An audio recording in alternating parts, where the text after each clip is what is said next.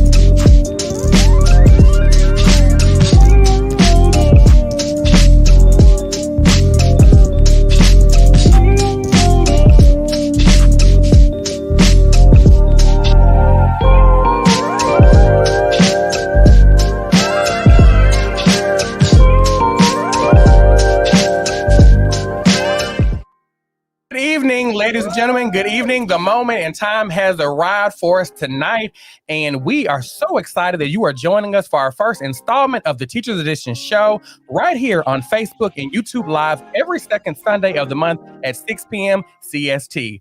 Be on the lookout for our published podcast on our Instagram page. My name is James Johnson. I'm your education influencer, and I'm here tonight to give you the inside scoop. Okay. All right, ladies and gentlemen, and I'm Arlithia Mackey, educator, leader, here to bring you fun, facts, and a little bit of fear. Come on, a little bit of fears. Come on. And we are honored, spicy, can't be too spicy. And we are honored and humbled to be serving as your host on this evening. Absolutely. So in tonight's episode, we're going to be exploring the topic. Rags to riches. Rags to riches. Yeah, we are so excited. Tonight, we are going to be talking about achieving prosperity in 2022. Yes. As we transition from virtual to hybrid and now back to in-person learning, I'm sure we've all felt a little busted. I can agree. But we're here to tell you, look, you weren't raggedy. No. The situation. It was a situation for That's us. all. The circumstances. It was a wasn't situation you. for us. We're all on the same page. But really, on a serious note, we are looking forward to the opportunity to discuss how we can really flourish after a very, very harsh and challenging year. Many of us feel like we were in crisis in fight to flight mode, but we're here to tell you that we can overcome that. 2022 can be the chance we need to make moves in the direction of conquering some of the most intense challenges. So, in other words, we are calling them rags and we're turning them to riches. You better tell the people. You better tell them in the audience. And tonight, we're going to be focusing on 4 topics.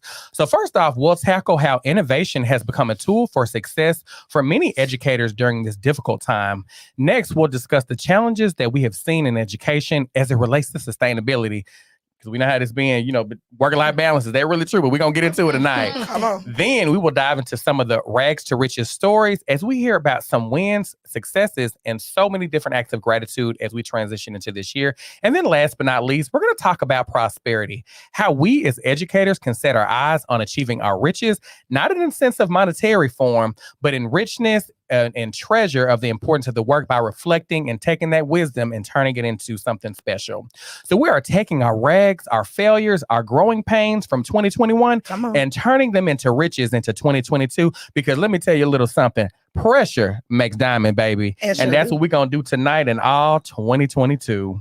Yes. And to help us facilitate this much needed conversation, James and I have invited 3 illustrious, amazing guests to join us in the Teachers Lounge. Amazing. And they're going to be bringing us 3 unique and very crucial perspectives on such a conversation.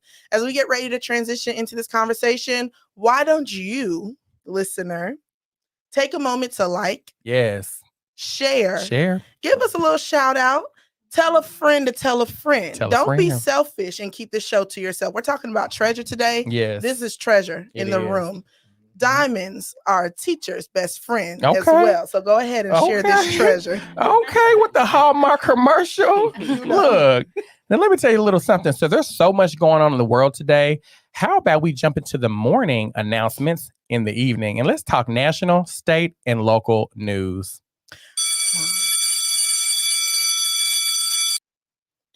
All right, James. So there is so much going on at all levels of the work that we're doing. Let's jump into the national news for today. So for a while there, it seemed that we were heading down the path of getting rid of Miss Rona, otherwise COVID-19, but we just cannot seem to get rid of this virus.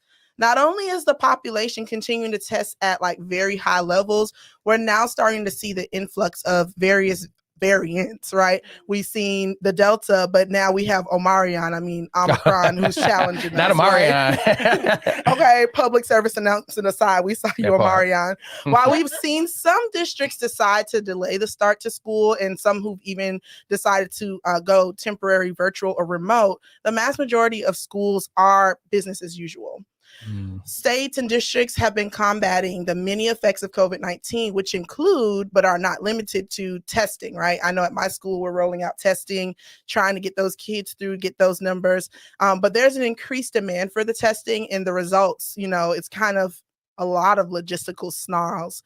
We're also seeing staff shortages. I think just here in this room, look at everybody. Everybody said, covering classes, covering classes, combining classes, right? Substituting. Come on. Staff shortages has been a very big issue. And even with that, ensuring student and staff safety has been an issue, right? Safety equipment is now becoming far and few between in some places. And then I think one of the biggest parts, especially for me, as I'm thinking about the work that I'm doing in my classroom, navigating the emotional storm that comes with this. 2 years in, and staff and kids, we're trying to figure this all out. We're trying to have some continuity, some warmth, even some normalcy, while also trying to be watchdogs for this virus in the spread of it. Teachers say they're reliving the scary days of the early on pandemic and wondering what's going to happen next. Well, I guess we'll find out soon. And, with that being said, let's talk about what's going on within the state. So this week, the Tennessee Department of Education shortened the length of time schools can temporarily go remote. I know a lot of us have heard about that. The rollback officials said it was based on new federal and state guidance, halving the recommended isolation time to 5 days for people testing positive for the coronavirus. The decision reinforces the focus of Governor Bill Lee's administration on keeping Tennessee students in brick and mortar schools, even with cases climbing again from COVID's contagious Omicron variant. What's going on the local level? All right, James. A lot of things have been going on. Let's talk about what's happening here in our own backyards in Shelby County. As we close out the 2021 school year, it was announced that the sheriff deputies will remain in Shelby County schools after the board approves a controversial contract. Now, a lot of us probably heard about that here. The board unanimously passed the memorandum of understanding with the sheriff's office at a Tuesday evening meeting, but not before adding an amendment to address the community concerns and even some of the national conversations that were going on about negative interactions between students and campus police. Per the agreement, Shelby County schools will pay the sheriff's office $50,000 for 36 deputies who will patrol assigned schools. Even that word patrol brings up some connotations, I'm sure, for some. The district also employs about 100 of its own school resource officers who are not governed by the agreement. And last but not least, in a joint announcement on this past Monday, Tennessee Education Commissioner and Shelby County Schools Superintendent Dr. Joyce Ray said that Fraser Achievement Elementary, Corning Achievement Elementary, Georgian Hills Achievement Elementary, and Whitney Achievement Elementary will transfer from state to local control. These schools were taken over in 2012 due to their performance, but continue to perform and are near the bottom of the 5%, which is the threshold that made them eligible in the first place to become taken over. And so we look forward to seeing what else is going on in our backyard. But this wraps up our morning announcements. I'm going to turn it over to James. What do we got next? Thank you so much for the morning announcements in the evening. So the bell just rang, and teachers, it's time to head to the teachers' lounge so we can have some lunch, drink a little tea, and have a little conversation around what's going on locally and just across the nation. So this is the favorite part of the segment where we're going to get into the teachers' lounge and introduce our guests. So joining us on tonight are three very special guests who will be sharing their unique perspective on tonight's topic, Rags to Riches, Achieving Prosperity in 2022. These guests bring a wealth of knowledge and experience that is sure to enrich us all on tonight. So first up, I have the pleasure of introducing a very good friend, Mr. Ben Smith, Dean of Academics at Freedom Preparatory High School. Y'all show some love for Ben Smith. Thank you. Excited to be here. Thanks for inviting me. I hope I can share some type of testimony or powerful insight Come on now. to all of my people that's also doing the work of education. And so excited to be here. I come by way of Chicago. Okay, shot down. Born and raised Southside, Bria, you already know. Okay. They gonna gang up on us tonight. Come on now, let me stay in Florida. So TFA Corp member 2015. Yeah. In the game, got some skin in the game. So Okay. First year at Freedom Prep Dean of Academics Okay, come on, previously at Dean. KIPP High School. And so excited to be here. And thank you. All right. So I'm not going to let you off the hook just yet. Okay. So we're going to play a little game. You know, we can't have a show around education and not have an icebreaker, of course. Come on. So tonight, we're going to play a game called This or That. So there's going to be some categories, whether it's TV shows, sports, music. There's going to be 2 of them. You have to choose either this or that. So you can't opt out. You can't say both. You got to choose. So are you ready to play this or that? I don't think I got a choice. I'm ready. Let's get into it. Volunteer. All right, here we go. All right. First one, Tupac or Biggie? Biggie. All right. Green Bay Packers or Cowboys? I'm from Chicago, so I can't do Packers. I got to go Cowboys. All right. Okay. James Baldwin or Toni Morrison? Oh, you disrespectful. I told you. I gotta go Baldwin. Okay. Classroom teacher or school leadership? Man. Everybody say, Think about your job. Man, it feel the same. I can't lie. Yeah, for those that got the I want to be a leader. It ain't as sweet as it sounds. All right. It ain't as sweet as it sounds. So yeah, that's classroom teacher. Dodgeball or kickball? Dodgeball. Okay. And last but not least, Dr. King or Malcolm X? Like, you gonna make me choose? Mm-hmm. Dr. King or Malcolm X? I gotta go King. Okay, come on, King. All right. Well, thank you so much for joining us on tonight. And I'm gonna kick it over back to Arlithia. I personally love this game. Make them sweat a little bit. Well, I have the amazing opportunity to introduce one of my favorite people here in Memphis. She's doing great things, Miss Bria Sawyer, educator and leader. And I'm going to allow her to introduce herself. Hi, everybody. Thank you so much for inviting me. Super excited to be here. Yay. I am Bria Sawyer, originally from Chicago, but now I feel like a Memphian. Come on, Memphian. Yeah. Come on now. Go ahead, claim it. TFA Corp 2015. Woo, woo. I went to school in Connecticut College. Okay. I got to Memphis because I wanted to be around Black people, and I got it. Okay. Oh yeah, you got it now. And I am currently at my placement school. First job, been there for 7 years. Okay, 5 years come on, as a longevity. classroom teacher. 20s. And at the beginning of 2019, when we started COVID, I became an instructional coach. Our role at our school is called multi-classroom leader through opportunity culture. So super excited to be here and to help support teachers and students. All right. Y'all see the wealth of knowledge in the building already. Bria. Well, just like Ben, we're going to play a little quick round of this or that. Once again, I'm ready. she said, I'm ready. and she cannot plead the fifth. So let's start. Ooh, let me put my seatbelt on for you. All right. Drums or flats? Flat. The brunch scene or the club scene? Brunch. Bottomless. Okay. Let's take it to the classroom. EOC testing or ACT testing? ACT. EOC don't go on my record. ACT don't go on my record. Fall or summer? Summer. Not a Memphis summer, a Chicago summer. Ooh, okay. Ooh, wait, come on now. Insecure or P-Valley? Oh, That's a good one.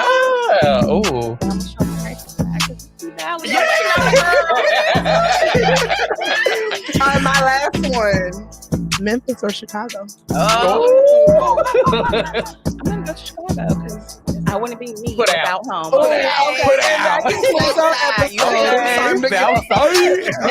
I'm kidding. Thank you, Bria, for that. That was super entertaining. James, why don't you go ahead and introduce our last but definitely. All right, last but not least, introducing my sister, Miss Annie Williams. Y'all show some love for her on tonight. Tell us a little bit about who you are. So my name is Annie Williams. I am a native Memphian. I currently teach at Southwind High School. I actually graduated from Southwind High School. Definitely full circle. This is my 6th year. I am TFA for 2016. The best. Okay. Don't show out now. I also am a Vol for life. If you know me, you know I love my UT Knoxville Vols. 2022 40 under 40 UT alum. Okay, congratulations. Okay. Throw that out there. And I received my master's from CBU. Okay, come on, just nice. educated. Black and educated. Okay. Yes. Now you not off the hook either. Now Oh, this or that. Are you ready? I think You know you're the last one. You I've know been trying to pick up. you know. And I had to move my computer so she could look at the question because I didn't think she slick. She trying. All right, here we go. All right, you ready? I'm ready. Okay, here we go. Home cooked meal or fine dining? Come on, home. I knew you was gonna choose it. I knew you were gonna choose it. Mimosas or cocktails? Mimosa. Real light skin though. Okay. I'm done with you. Splash of juice. Splash. Football or basketball? Yeah, I went there. Oh, wow. I went there, UT fan. Yeah. In this season of my life, I'm gonna have to say basketball. Okay. Right choice. Miami or Vegas? Miami. I'm a mermaid at heart. Miami, me please. Anywhere with some sand and waves. Okay. And last but not least, Kappas or Q Dogs? Oh wow! You wanted to be last. She wanted to be last. I had to. Which one? Kappas or Q Dogs? Which one? Keep it pretty. We're gonna go with the Kappas. Okay. Good answer. Oh wow! Good answer. Yeah, we went there. We went there. Coming out for Coming at the episode gate number swinging. 1. Coming at the gate swinging. So thank you all for allowing us to get to know you a little bit more. Of course, once the conversation gets started, we know that people will, definitely vibe with us and just really make comments. So if you haven't already done so, click like, click share, join the conversation in the chat because it is about to get on and popping. So I'm gonna pass some time over to Arlithia. And Arlithia, what's our first topic on tonight?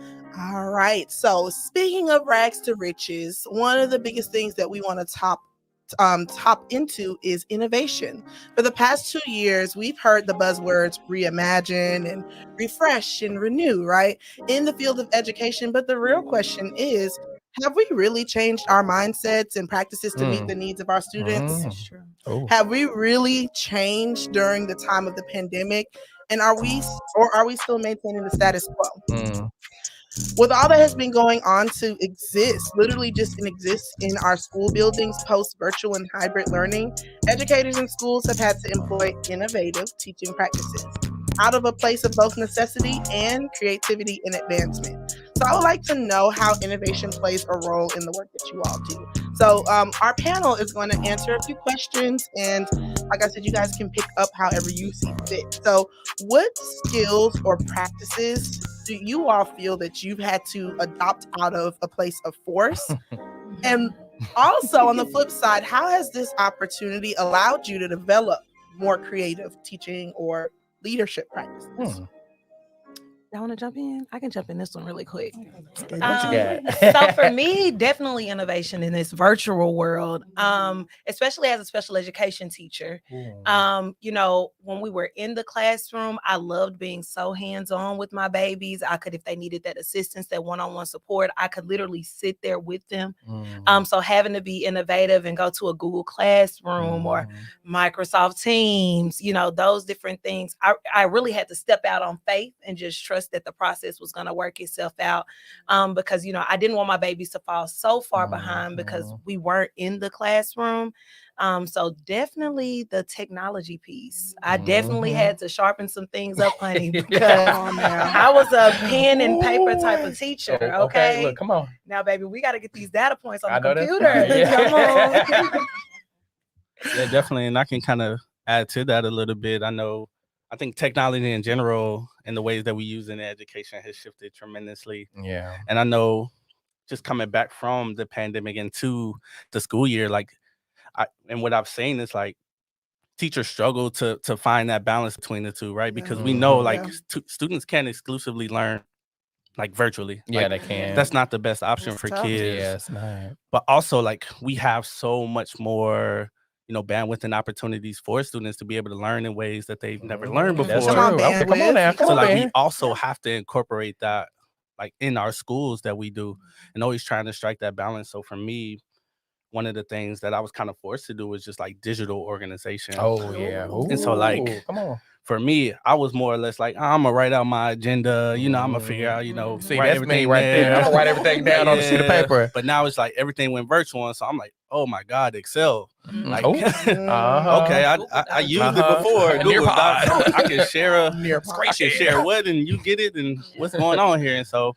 from that, I've been able to really become more effective at communicating things with teachers, and just keeping myself organized in a way that I know that's beneficial to me and more meaningful as I start to work with teachers and students more. So teachers that's listening, like, continue to find that balance and keep working, because that technology can really be a blessing to kids who in this generation has only seen that. Absolutely. Okay. I think also from an interesting perspective, because I was a teacher when we first went on that weird 2-week spring break that went into virtual, is that you have to teach yourself also. I realized, coming from a teacher's perspective, that the admin don't know everything. They don't know what the best practice is when it comes to virtual or one-on-one teaching. So definitely use YouTube University. Lean on other teachers who you think have really good PowerPoints, or good best practices when it comes to interactive lessons. And those things really help you.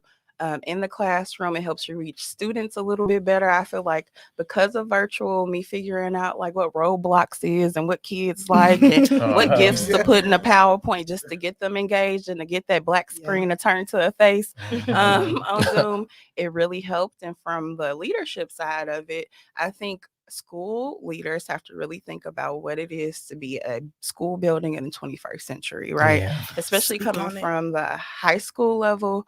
I always think about, what can I do in my classroom that can prepare my student? Let's say my child, Lord. My babies for college or career, right? So we always have to think about that. I know we've been like crazily thinking, especially it's a new year, we're thinking about test scores. How can we show that it was some growth that happened in between that year and a half? But think about, how can you help your kids become tech savvy in their own personal careers and lives after school? So 2 things I think about. Oh, well, I love that. And I love in the theme of innovation, right? Thinking about the future, being future focused. I think innovation, in the pandemic has caused us to pour into buckets that we never had to use or pour in before. And so I thank you all for sharing that. I think just really quickly, and if you want to talk about even personally, in what ways do you all feel that you needed to grow up during and after the pandemic? How did you need to grow up? Because it was challenging. Ooh. I can start that one off. Speak on it. I've never saw myself as a building leader. And even though this was my first job, I came in like 22. I didn't know anything about teaching. I did TFA. I did a couple of education courses. And coming into the classroom, I was completely shocked. But through that process, I learned my voice as a teacher. And now learning my voice as a teacher, you have to figure out, how can you learn your voice as a leader in the building, right? So I had to grow up and put on my leadership hat coming into the new school year, 2019, 2020, to really figure out what does leadership in the educational setting look like for me. And it's, you have teacher friends. I worked in a building for 5 years, have really great connections, but sometimes you have to, leave the personal and leave the business side and the business side. Yes. And it is an interesting transition, but it's something that I learned through trial and error. And I was very, very, very thankful for my principal and assistant principals to kind of coach me throughout the way, because they realized, like, you have something good in you, but here's the right thing to do, or these are the conversations, the uncomfortable conversations you're going to have on the front end. So it won't be a problem later. So just really trying to find your leadership voice is something that I had to work on and grow towards during this pandemic educational year. Amen. Okay. Good perspective. I definitely have to piggyback that because I graduated from my high school, right? And I now teach there. And so there are teachers there that were teachers there when I went there. I'm not that far removed. And so kind of like you said, finding that leadership voice, because they know me as the student honey, right? But now you have to know me as a special education department chair that wants to ensure these babies right. Okay. Come on, department chair. So we have to kind of find, like you say, find that balance. And I'm also such a people person, and I'm very friendly. Yeah. So I'm quick to make friends with people in the building, and jump in different friend groups and different things like that. But like you said, kind of realizing, hey, we cool after 2:15, 2:30, but we got to get this work done from 7:15 to 2:30. Yeah. So finding that balance, that has definitely been my grow up moment. For sure, for sure. I'm next. Yes, all eyes on you. Tupac. Yeah, I think my grow up moment is more or less like personal for me. I think for me, like the pandemic in general, it forced me, and I think a lot of people in general, to like practice being alone and like sitting with yourself and like really better go somewhere. Feel me? Like if that's what we here for, that's what we're gonna do. So I think for me a lot of it is like growing personally in areas where I feel like I could be a better human being. Choices that I made that I had to reflect on. Things about myself that I had to address and work on and continue to build from. And so a lot of it is just like personal responsibility, reflection, and really learning how to sit with myself, because it's easy in education to like work, which was who I was. It was like from sun up, like I don't see the sun. Like I didn't see the sun. And then I would go home, I would sleep, wake up, do it again. And with that rush, I never really had an opportunity to really dig deeply about who I am now at this point in my life, because it's just been a revolving door for me. And so once COVID happened, like everything kind of stopped for me. And so it was an opportunity, and I always think of it more positively, to really to sit and figure out who I am now based on the experiences that I've made and been able to reflect there. So I would say for me, it's far more personal. The pandemic hit me hard. And so I'm sure we'll get into that conversation a little later, but yep.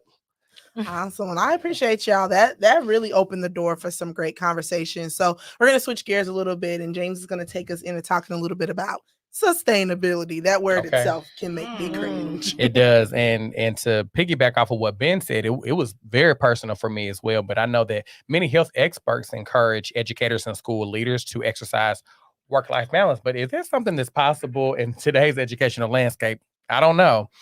Teachers have been required to take on more roles and responsibilities than ever before, with limited resources and stagnated salaries. Like, pay us, okay? We can't pay for everything and do everything.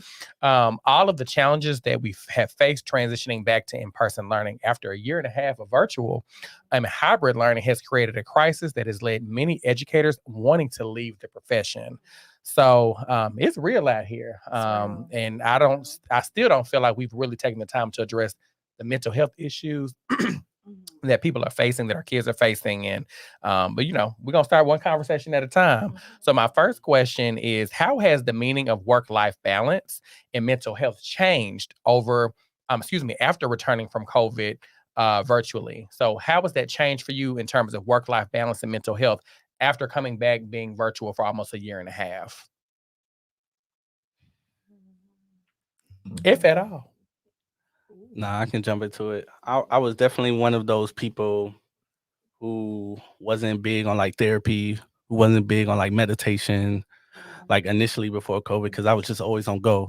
I was like, I ain't got time to like really reflect. Like I'm trying to make moves, as somebody that, grew up in the way that I grew up from the south side of Chicago. Bria already know, so like for me, as I think about how I want to balance things, it allowed me to really identify what's most important for me, and like make those things like uncompromising things. And so like I know one thing that's important for me is spending time with my daughters, and so like nothing is going to get in the way of that. Not work, not like any other like life thing, like that's gonna happen, and I need that to happen for me to be sustainable. I know like another thing is like being most prepared for teachers and my students. And I'm like, nothing's gonna get in the way of that. And then just finding space within myself to meditate and reflect. That meditation's big. Yeah, it is, which I wasn't really big on. But I usually do that through music now. And so that's usually how I kind of balance everything else. I try to squeeze in when I can, but once you find those things that you know it's like they can't move because that helps you get through things, then like don't move from those things and always be consistent in that. Then anything you can sustain through anything. You can persevere through anything once you know what those things are. Okay, come on. Love that philosophy. Setting boundaries and priorities. Philosophy. Because it made people do it. Come on. I think that when we went virtual 100%, it allowed me, like Ben said, like I was one of those people. I got up, I went to work, worked all day, went to sleep, went back to work. When we went virtual, I was able to start morning routines, make myself breakfast, give me some me time before I check the email or put up a PowerPoint. So routines and systems really were something I implemented very heavily during the 100% virtual time. And then once we went back, I was like, I have to keep this going. I'm also one of those people who got a quarantine pup, and I have a dog, and like he has helped so much, y'all. Like having, just somebody in your house, always like he's always happy. That always lets me know, like, I'm gonna get through this. Going back into the building, I really realized that a lot of students were impacted very negatively by COVID. And that burden was definitely something that I took home at the beginning of the school year. But just knowing and supporting kids and just being sometimes an ear for them to listen to is all they want. And I really realized that like that helps them more than you'll ever know it. But it's really important to have like systems, structures, routine, have time for yourself.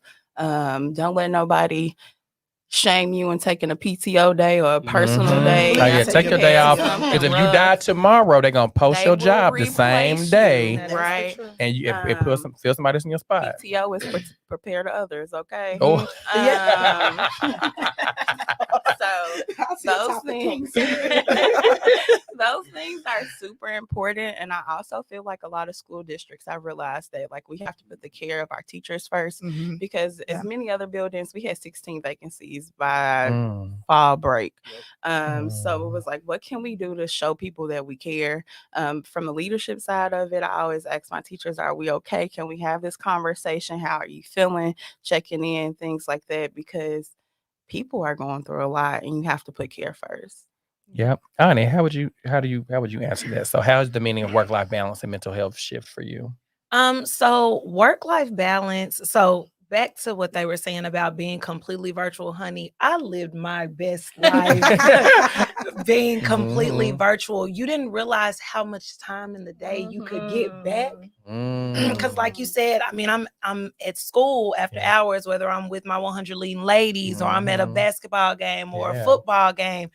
Being at the house, as soon as we get out of 7th period, we can go to the gym. Just those things that I really took for granted. I definitely I take pride in those things now. Like I know as soon as I leave work, I'm going to the gym at 3 o'clock. I need that time to meet my personal goals, right? And when we think about mental health, I think right now, especially in Shelby County schools, we have a big social emotional push for our students. Yes. But my hope is that soon we will turn that towards our teachers, because when we're covering those lessons every Wednesday, we need to be covering those lessons with our teachers as well. To check in with them and ensure, because our teachers are quitting.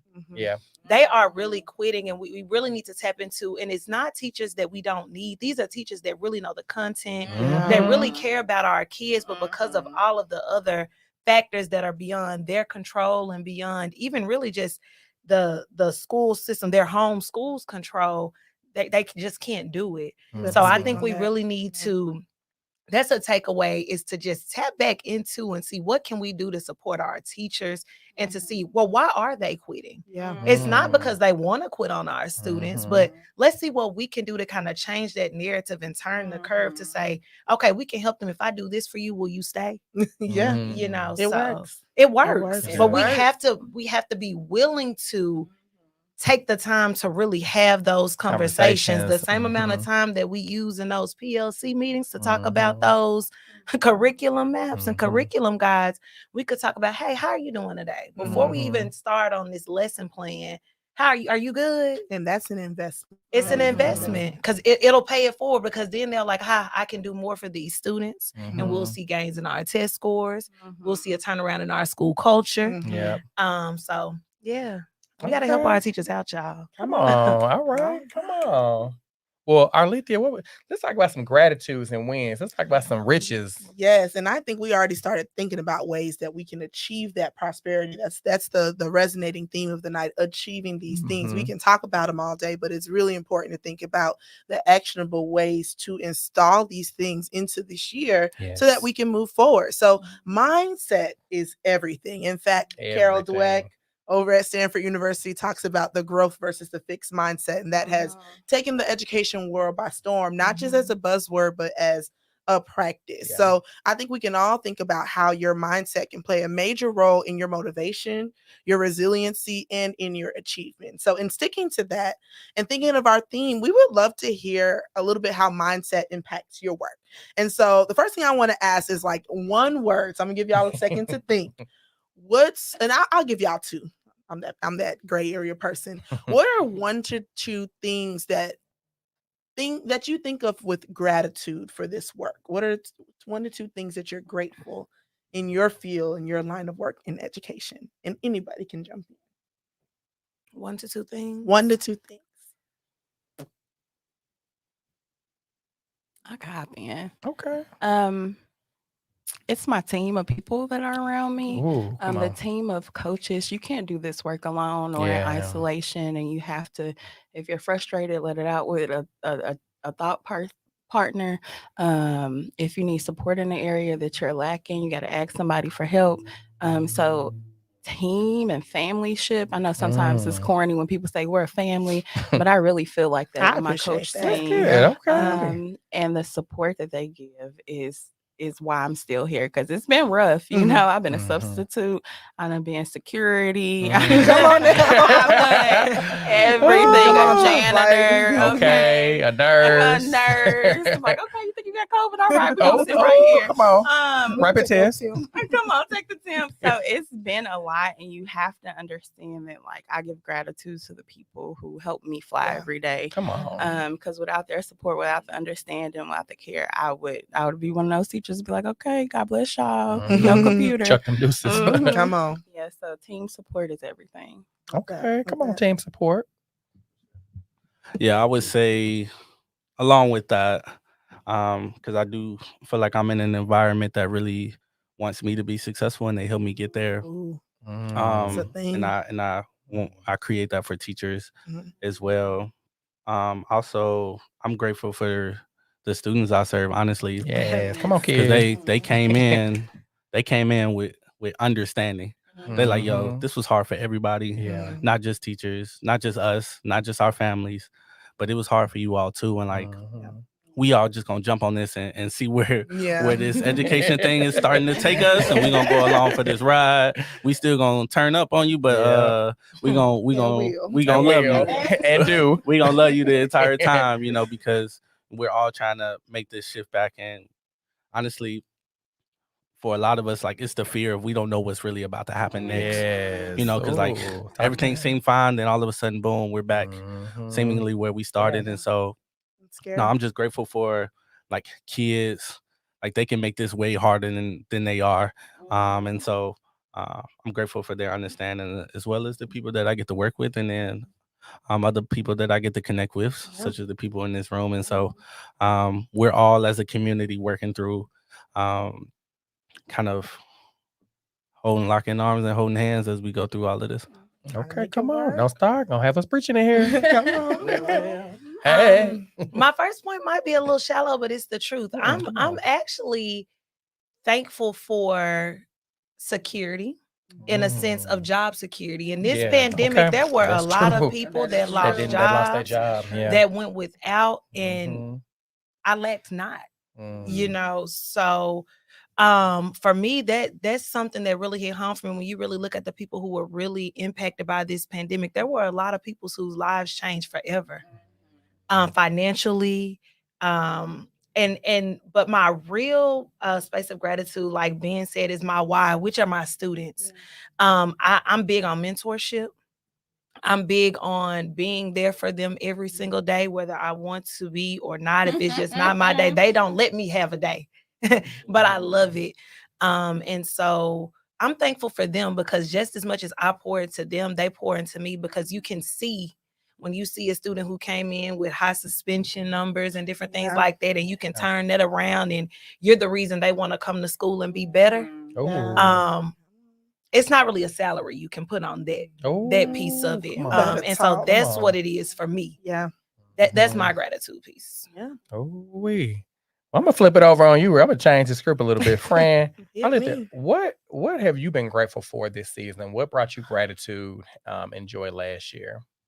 You know, it's been a lot of up, a lot of down, and a lot that I can speak on. But I think one thing that kind of encompasses everything is opportunity. There's opportunity now. I think we've seen a lot of things be revamped and restructured, re-examined. People are now talking about the field of education in ways that they haven't before. And I just think we have a lot of people backing us because the pandemic has exposed what we really do. Parents see what's going on. You're not sending your kids to no babysitter and we just playing games. Thank you. There is stuff happening and people are witnessing and bearing witness to the work that we're doing. And I think that has created opportunities at a lot of different levels for us to be creative and innovative, but also restructure things that are not working. Because I think a lot of things have been called out.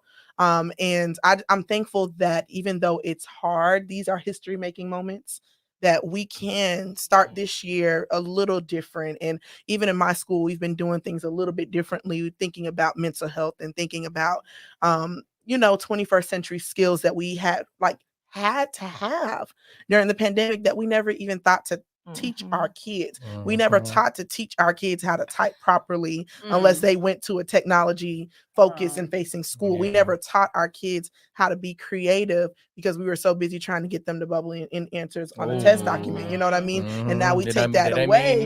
We take that away and now we have to be innovative. And so I'm just thankful because that's always been my goal as an educator, is to bring our kids from a place of just, rudimentary answering questions and X, Y, and Z to really diving deep and finding their passions and their talents. So, okay, Jane, what about you? You gonna flip it on me, right? I sure am. Well, I have a lot of things that I'm grateful for, but I'm gonna be completely transparent. I'm just grateful that I did not lose my mind. When I tell y'all, depression is real and mental health is real. I didn't realize, for me personally, how much I thrive being around people. And being in the house, I'm like, okay, I can get with this. I can do this. But I was like, wait a minute, something that's not working. Like for me, I'm a very creative person and I thrive off of being in the same room and the energy and being able to collaborate. So not having that collaboration was very hard for me. So I'm glad, going back to what Ben said and even what Bria said, like having a support system. Let me tell you, it's so important to have a village of people that look out for you, that care for you, that check on you, because some people do not have that. And if you are a person who does not have that, find your tribe. It doesn't have to be 1,000 people. It can just be 5 people, just a handful. But I'm grateful that I had people that carried me over the hump, because I was like, ooh, this ain't gonna work. Y'all know, it might be funny, but I had my Christmas tree up a whole year in the house. Y'all remember that Christmas tree? He did. And it was up in full transparency because that brought me joy. And I needed something to kind of keep me pushing. So my friends, a lot of people don't know that. That's why I had that Christmas tree up for an entire year, because I needed something to bring me some joy when I wasn't feeling well mentally, being isolated from every single person that I love. Most importantly, the kids, which is the work that we do. So I know we was getting a little deep, but I think that, a lot of people have had these thoughts and conversations, but they haven't really been able to talk about it. So, I want to transition into our last topic on tonight. With that being said, Maxine Water talked about reclaiming your time, but I want us to reclaim our treasure. Okay. We're going to reclaim our treasure. All right. At the beginning of the show, we talked about, just the innovation. We talked a little bit about sustainability. We talked about some of our gratitudes, but for each of you, what is a personal and a professional goal that you have for this upcoming year? And I preface that by saying this. The true treasure is knowing what your vision and what your purpose is. Because when you don't have vision and when you don't have purpose, how can you prosper? How can you prosper in 2022? So for each of you, what is one personal and what is one professional goal that you have for this upcoming year? Okay, I can start. I'm sure you know this professional goal. We talk about it often. But my professional goal would definitely be to get out of the classroom. I recently received my admin license, obtained my admin license. Come on, admin license. That test was not easy or cheap. You're gonna take that one time.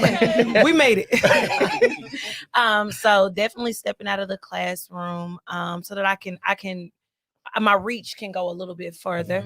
And personally for me this year, I just want to be a better me in all aspects, financially, finding side hustles, more ways to make money, physically, staying in the gym, staying active. Health is wealth. Come on, health is wealth. And enriching my family, spending more time with the people that mean the most to me. So family, friends. That's it for me. I love that. Come on. All right. I think mine's professionally would be as well. I'm thinking about leaving the school structure, still in the education field. But like we talked about, it's so much opportunity. So many ed tech companies are looking for teachers and other individuals that kind of have the that have the skills that teachers have. So I'm definitely trying to look for a project manager role to help connect school districts to really good ed tech companies to use tools that can help further our kids in the 21st century world. My personal goal is to invest in Bria. Like, come on, you know, I'm on 10 toes down. Never go wrong investing in yourself. And investing in myself, because, you know, the teacher idea is like I give to so many people and pour into so many people's cups, and I'm ready to pour into myself. And that's like spiritually, financially, you know, personal life wise. I just want to invest in myself, learn, grow, and just flourish. Okay, I felt that. Okay, I'll speak that into nice. That's hard to follow up, both of y'all. I guess for me professionally, for me, it's like, how can I make teachers better for kids? And so like, that's always top of mind for me. Like the moment I wake up is like, what can I do today to make teachers better so they're better for kids? And so that can mean a lot of things, you know, but a lot of it is like identifying where teachers are and how they can be better, and just building a plan out for them moving forward. Personally, for me, it's mostly financial. The pandemic hit me. It was one of those things where it was like, man, I don't feel well, so like I'll buy stuff. And so like I started buying things where I was like I bought I really need that. Yeah, don't get me started. Don't get me started. You feel me? I bought some roller skates and like we're gonna do that. I went one time, so you know, refocusing. I'm a pretty disciplined person, but getting new stuff makes you feel better, and so it's one of those things that I want to work on, and also like developing those other streams of income. For me, I know I want to do a lot more with music, and create more. It's one of those things. Stop it. I don't do the shameless plug. If y'all want to look into me, feel free. Like tell people where they can find your piano stuff. Man on Facebook and other platforms. Thank you. Tell them where your stuff at. That's what this is for. But so I want to create more, and just like expose that to the world and take that risk, and hopefully people enjoy it. And will. Thank you. Okay. And how about it for a quick second, if you are in the comments there, drop your goal. What are you looking forward to in this year for yourself and for your profession? Yes. So sis, what are your personal and professional goals as we get ready to end out our show tonight? What are your professional and personal? Well, you know, I just like Bria, I've been at my placement school 7 years in and love it to death. Shout out to BCP. But I recently was accepted into the National Aspiring School Leaders. Principal. In the future. Soon and very soon. Come on. And no, on a serious note, I've done a lot of. Please send your resumes. Okay. I need all positions. All positions. Okay. No, but like one of my biggest goals has always been, you know, I love teaching. it. I love being in the classroom. It's a passion. I've had opportunities to leave, and I think the pandemic has really shown me what some of my talents are. And my talents are in the classroom, but my talents even more are developing and leading systems. And I've been, touched and talked to about that. And I think that's something that I want to ensure that I'm not putting on the back burner just from a selfish perspective. I've seen my ability to step into situations of leadership and just have been empowered to make change and to support other people's in doing the same. So that's kind of on the professional side. On the personal side, a lot of people don't know this, but I have a lot of files saved on my computer writing. I love writing. I love reading. Come on, I have a passion. I'm a middle school teacher, and I actually want to write middle-aged fiction. Especially that are African American, Black focused, because finding books for leisure reading for my kids that help them connect to the topics in the literature has been a nightmare. I mean, you might find some good books, but then our kids don't see themselves in that, or the books that they see themselves in are historical, which are great, and they're social justice focused. That's great, but sometimes our middle school babies need that lighter read and that more entertaining read that helps them relate and bring themselves in. I do think that will help to transform our kids' love of reading. So that's kind of a personal. Okay, looking like that. We speaking all of that into existence. Come on now. All of you. Forget Baldwin. Forget Morris. Okay. Because Arlithia Mackey, best-selling, New York Times. And I'm gonna swing it over to you, James, as we get ready to wrap up. Our hostess with the mostest. Oh God. What's the professional and what's the personal goal looking like for you? So professionally, and some of y'all may know this, but for me, I want there to be balance within all things professional. Last year I got sick in September. Kind of to Bria's point, we do so much pouring into everybody else that when you get home, or when I got home, I was completely depleted. I didn't have nothing to give anybody, family, friends, anybody. And I realized, like, going into this year, that I can't do anything for anybody if I'm not whole, if I'm not well. So I need my cup to be full before I can pour into anybody else's, because I can't do nothing if I'm flat on the ground the next day and they're replacing me because I'm not taking care of self. So like Ani said, going to the gym. Okay, I've been seeing you. You've been seeing me. I see you. Give me 3 more months. But going to the gym, because like mentally that helps just with everything, and just just making sure, like, when I leave work, and it's hard as an administrator, this is the principal, I leave it at work. I ain't taking that mess home. Home is home. And I would say personally, for 2022, taking risk. Everybody in this room, I almost said something. I had to taking risk. We talk about prosperity, like not being afraid to dream big and go ahead and go after it. What are you afraid of? Take the risk. Let me take that. Take the risk. Let me take that word. What's gonna hurt? You falling on your face? At least you tried to do it. So for me, that is a personal thing. There's a lot of things that I want to do. I'm gonna take the risk, and if I fall, I'm gonna do like Aaliyah. I'm just get back up and dust myself off and try it again. Look, that's all you can do. So those are my personal professional goals, and just hearing everybody else. There's so many similarities in this room, and there's so many similarities within our own buildings in terms of what we go through and what people go through on a day-to-day. But a common theme that I've heard is just the support and really pushing each other through, because we cannot do this work alone. So yeah, we in the teacher's lounge. The bell is about to ring. Monday is coming. The kids are about to come.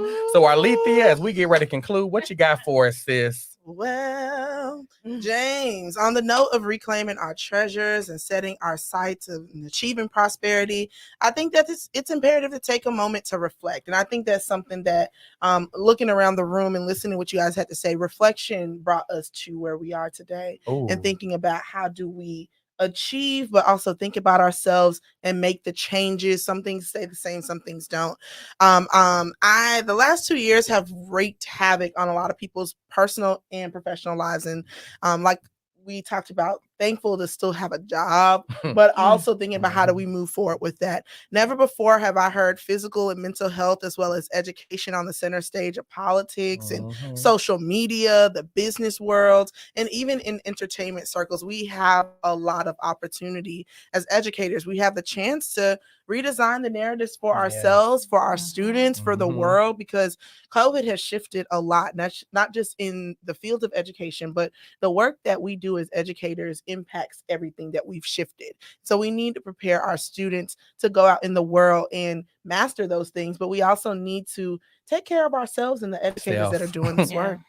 Absolutely. And first of all, we cannot end this show without giving a round of applause to our guests. They were absolutely amazing today. Incredible. So if you haven't done so already, I need you guys to go follow Ani, Bria, Ben. They are the real heavy hitters out here. We appreciate you all for coming on the show, being very authentic.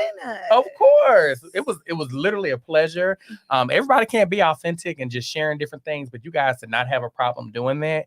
And as we get ready to, conclude and get ready to get back to business on Monday morning, I do want to say that if you haven't gotten anything else from today, our folks in the audience, know that your students are the real treasure. Know that your purpose and your vision is the real treasure. We talked about being raggedy in 2021, but you ain't got to be raggedy if you learn from your mistakes. Because baby, broke is the mentality. And if we take what we've learned and we really apply it and use it toward our purpose and our bigger vision, you'll never go broke again. The richness comes from within. And I ain't gonna never be broke if I'm learning from my mistakes, okay?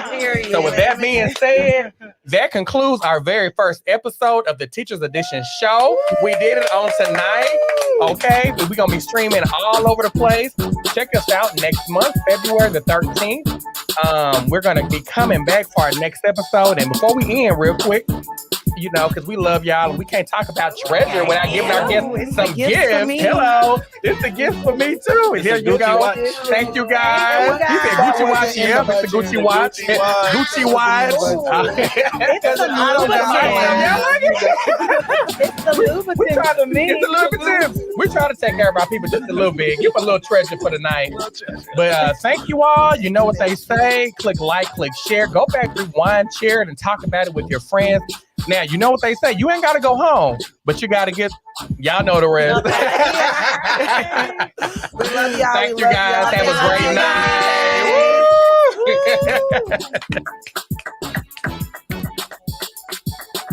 Hey. Hey. Rags to riches. Hey, no music. That's hilarious. It's Beyonce before I listen. What? Hey, Yeah, 2015. Yeah, get into 2015. Love you guys. You guys, on February 13th, same time, same place. Before you get booed up on the 14th. Hey. Yeah. So it don't matter. I don't want to hear you single. Or you with somebody. Come on Sunday. Come on the 13th. You and your boo. Late night on the podcast. But yeah. Hey, bestie in the testy. Who's DJ bestie?